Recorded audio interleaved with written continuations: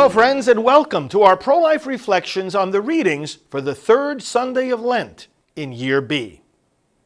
The reading from Exodus of the giving of the commandments puts into context the absolute prohibition of killing human beings.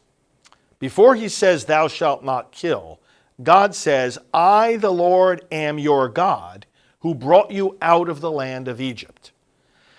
In other words, his commands are given in the context of his relationship with us. He rescues us. He frees us. He makes a covenant with us. He shares his life with us.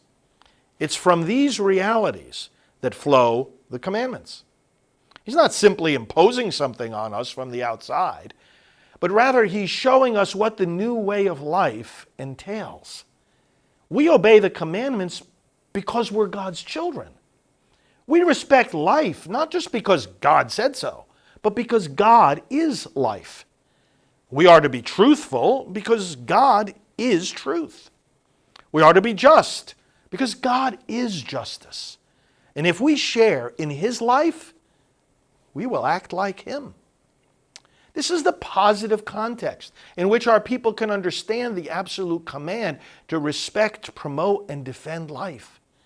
It's not a burdensome command. Rather, as today's psalm tells us, it refreshes the soul because it shows the soul the way to happiness and fulfillment.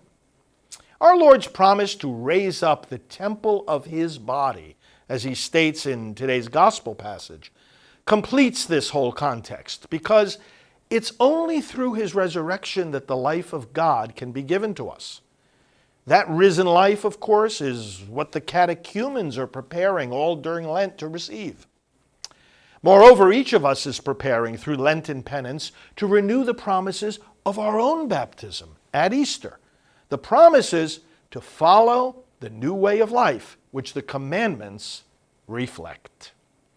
Friends, to find pro-life reflections on the readings for all the Sundays of the year, go to preachingonabortion.com. Or you can also order my book, Proclaiming the Message of Life.